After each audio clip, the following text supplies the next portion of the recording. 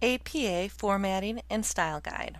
Publication Manual of the American Psychology Association, 6th edition, contains detailed guidelines to formatting a paper in the APA style. APA style is most commonly used for formatting papers in the social sciences, business, economics, psychology, sociology, nursing, etc. Updates to APA are posted on the APA website. 3 basic areas regulated by APA are stylistics, in-text citations, and a list of references. APA format is not limited by the rules of citing the sources, in-text citations, and entries in the list of references. It also regulates the stylistics of conveying research. The basics of APA stylistics, related to the point of view and voice in an APA paper, encourages a writer to take the third-person point of view and use the active voice. The explanations are provided with examples. Clarity and conciseness are the major concern when reporting research in APA. It is not easy to balance clarity, which requires providing clarification, and conciseness, which requires packaging information. To achieve clarity, a writer should avoid vague wording and be specific in descriptions and explanations. To achieve conciseness, a writer should condense information. Because APA format is widely used in science-related papers, the language of APA format is plain and simple. A writer should avoid using metaphors and minimize the use of figurative language, which is typical for creative writing. An essay should be typed and double-spaced on the standard size paper, with 1-inch margins on all sides. Times New Roman or similar font in 10 to 12 size should be used. The document should include a page header indicating a short title of the essay and a page number on the upper right hand of every page, including the title page. The header should be on the upper left hand of every page and a page number in the upper right hand side of every page.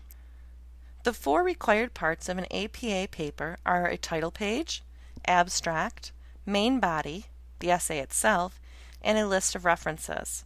An abstract page and a list of references are titled as such, abstract and reference respectively. Remember that each page should have a page header with a short title and a page number. The title page consists of 4 major sections: a page header, a running head for publication, and a title. To create a page header, use Insert Page Header function of MSO Word. Choose Insert Page Number in the upper right-hand side and type 2 to 3 words of the title before the page number. Separate the abbreviated title from the page number with 5 spaces. To create a running head for publication, type Running Head, abbreviated title, on the first line, flush left, maximum 60 characters. Although a running head section is required for manuscripts submitted for publication, it is an optional section for student papers. To create a title, type in the upper half of the page, centered, a full title of the essay, writer's name, and affiliation on subsequent lines. Students should consult with their instructor regarding specific requirements to the title section. The abstract page does include the page header, but not the running head. It is to be centered at the top of the page and is a brief summary of the paper, including the topic, research questions, participants, methods, results from data analysis, and conclusions. The main body, the text of the paper. The first text page is then page number 3. The title of the paper is centered at the top of the page. Type the text double-spaced with all sections following each other without a break. Identify the sources you use in the paper in parenthetical in-text citations. The reference page. Center the title references at the top of the page. Double-space reference entries. Flush left the first line of the entry and indent subsequent lines. Order entries alphabetically by the author's last name. Reference basics. Invert authors' names. Alphabetize the list by the last name of the first author of each work. Capitalize on the first letter of the first word of a title and subtitle, the first word after a colon or a dash, and in title and proper nouns. In-text citation.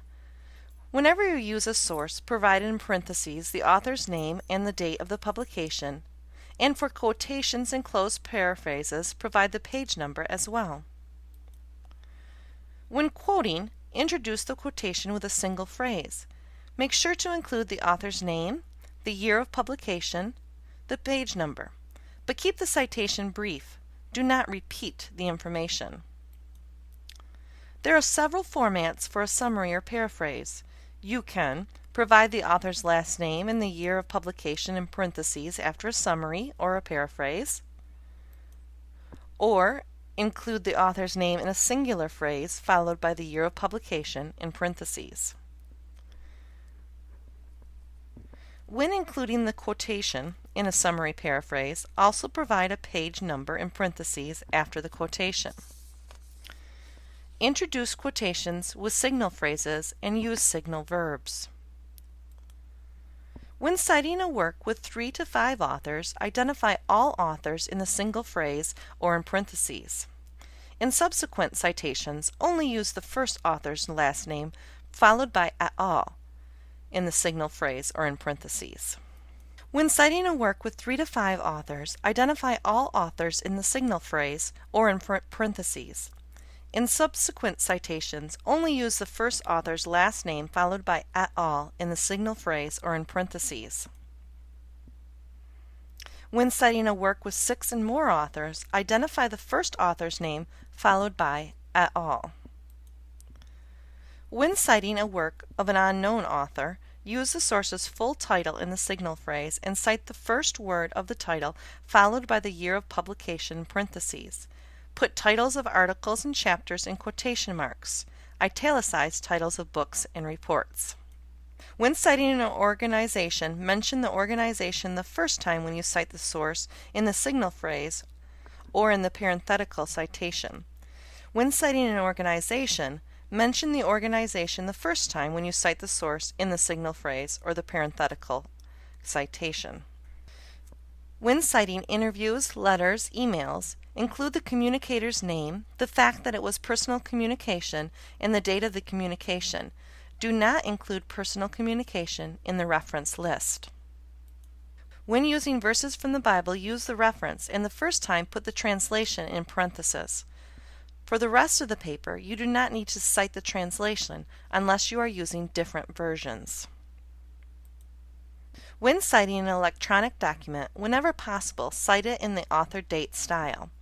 If electronic source lacks page numbers, locate and identify paragraph number, paragraph heading. APA uses a system of 5 heading levels. Tables are a common and often required feature of an APA format. The table consists of 4 elements: the table label, the title in italics, the table, the citation of the source below the table in the form of a note. There are many rules for following APA format, and it is nearly impossible to memorize them all.